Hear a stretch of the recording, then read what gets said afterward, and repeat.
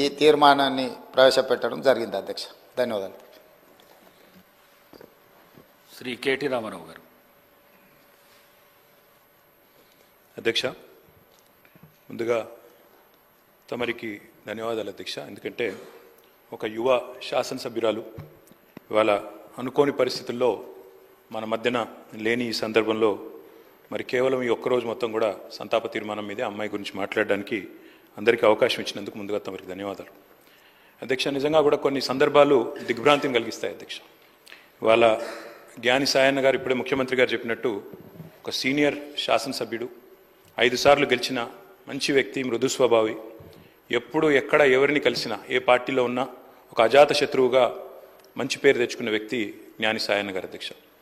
గతంలో పెద్దలు కేసీఆర్ గారి నాయకత్వంలో సాయన్న గారు, మేము అందరం కూడా కలిసికట్టుగా నగరాభివృద్ధికి ఎన్నో రకాలుగా కంటోన్మెంట్ కానీ తర్వాత నగరంలోని వివిధ ప్రాంతాలకు సంబంధించి కానీ చాలా కమిట్మెంట్తో పనిచేసిన నాయకుడు సాయన్న గారు అధ్యక్ష.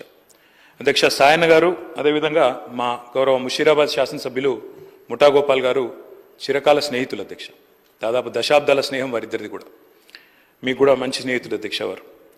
నాకు బాగా గుర్తున్న సందర్భం అధ్యక్ష, 2015వ సంవత్సరం ఆనాడు జిహెచ్ఎంసీ ఎలక్షన్స్ వచ్చినప్పుడు సాయన్న గారు కోరిన ఒకే ఒక్క కోరిక, నేను కవాడిగూడ నుండి లాస్యానందిత గారిని నేను కార్పొరేటర్గా చూడాలనుకుంటా ఉన్నాను, మా మిత్రుడు గోపాల్ గారు కూడా పూర్తిగా మద్దతుగా ఉన్నారని చెప్పి మొదటిసారి ఆ రోజు వచ్చి అడిగితే కేసీఆర్ గారు కాదనకుండా వెంటనే అమ్మాయికి ఒక మంచి భవిష్యత్తున్న నాయకురాలు, మంచి యంగ్ లీడర్గా బాగా చదువుకున్న అమ్మాయి, మంచి అవకాశం ఇవ్వాలన్న ఉద్దేశంతో ఆనాడు కవాడిగూడ నుంచి కార్పొరేటర్గా గెలిపించుకోవడం జరిగింది అధ్యక్ష.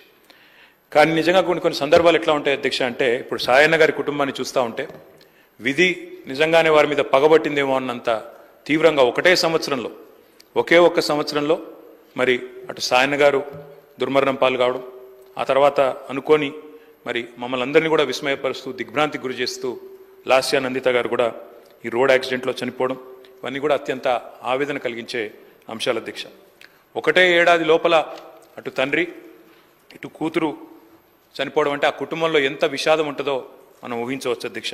కానీ చాలా చురుకైన అమ్మాయి అధ్యక్ష. ఆనాడు కార్పొరేటర్గా జిహెచ్ఎంసీలో పనిచేసిన, తదనంతరం సాయన్న గారు కొంత ఆరోగ్యం బాగలేకుండా అధ్యక్ష, బాగా డయాబెటీస్ ఎక్కువై చివరికి లెగ్ యాంపిటేట్ చేయాల్సిన పరిస్థితి వచ్చినప్పుడు కూడా ఒకవైపు నందిత, మరొక వైపు నివేదిత, ఇద్దరు అమ్మాయిలు పాపం ఆయనతో ఎల్లవేళలా ఎక్కడికి ఏదైనా మీటింగ్కి వచ్చినా, ఆఫీస్కి పోయినా, మంత్రులను కలిసేదున్నా లేదా అధికారులను కలిసేదున్నా ఇద్దరు అమ్మాయిలు కుడి భుజం ఎడమ భుజం మాదిరిగా ఆయనకి రెండు వైపులా ఉండి తీసుకొని పోయేవాళ్ళు అధ్యక్ష. మా దగ్గర కూడా చాలాసార్లు ముగ్గురు కలిసే వచ్చేది. అట్లాంటి కుటుంబం సాయన్న గారు మరణించిన తర్వాత ఇదే శాసనసభలో అధ్యక్ష ఆనాడు కేసీఆర్ గారు ముఖ్యమంత్రిగా సంతాప తీర్మానం చెప్పడమే కాకుండా ఆ కుటుంబానికి అన్ని రకాలుగా అండగా ఉంటామని చెప్పి హామీ ఇచ్చిన హామీ ప్రకారమే ఆ రోజు మళ్ళీ లాస్యానందిత గారికి 2023లో జరిగిన శాసనసభ ఎన్నికల్లో మరి ఆనాడు పార్టీ నుంచి అవకాశం కూడా ఇవ్వడం జరిగింది అధ్యక్ష. ఇప్పుడే ముఖ్యమంత్రి గారు చెప్పినట్టు కంటోన్మెంట్లో సాయన్న గారు చేసిన సేవ, రాజకీయాలకు అతీతంగా కలిసి ఉండే మంచి వ్యక్తిత్వం, ఎన్నింటి వల్ల నందిత గారికి కూడా తప్పకుండా తండ్రి గారి ఆశీస్సులతో పార్టీ అండతో బ్రహ్మాండమైన మెజారిటీతో అమ్మాయి కూడా గెలిచింది అధ్యక్ష. బాధాకరం ఏమంటే సరిగా గెలిచిన కొద్ది కాలానికే మరి నల్లగొండలో మా పార్టీ సభ ఒకటి జరుగుతూ ఉంటే అక్కడికి నందిత గారు కూడా రావడం జరిగింది. ఆ రోజు కూడా రోడ్ యాక్సిడెంట్ అయింది. తన కారుకి పూర్తి స్థాయిలో ధ్వంసమై అమ్మాయి స్వల్ప గాయాలతో బయటపడ్డా కూడా మరి చాలా ఇబ్బంది పడ్డది అధ్యక్ష. చాలా మనోవేదనకు కూడా గురైంది.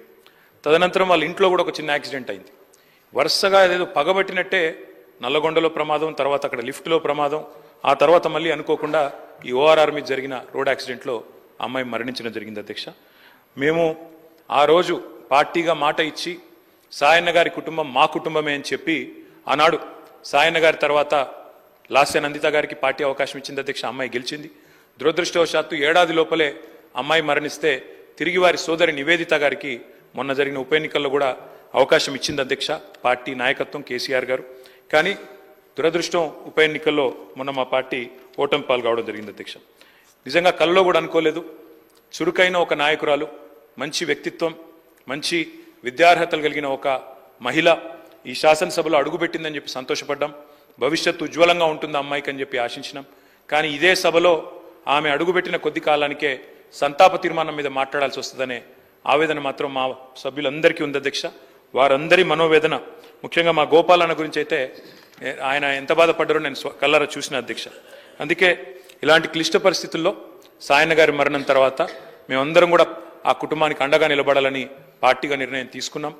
తర్వాత నందిత గారు, తర్వాత ఇప్పుడు నివేదిత గారు, వారి కుటుంబానికి ఈ రోజు అయితే కాదు అధ్యక్ష, భవిష్యత్తులో కూడా సంపూర్ణంగా అండగా ఉంటాం. ఈ సంతాప తీర్మానాన్ని పూర్తిగా బలపరుస్తూ ఆ కుటుంబానికి మనోధైర్యం భగవంతుడు ప్రసాదించాలని, లాస్యా నందిత గారి ఆత్మకు శాంతి చేకూరాలని ప్రార్థిస్తా ఉన్నాం అధ్యక్ష. జిల్లా మినిస్టర్ శ్రీ శ్రీధర్ బాబు గారు. అధ్యక్ష, సికింద్రాబాద్ కంటోన్మెంట్ శాసనసభ్యురాలు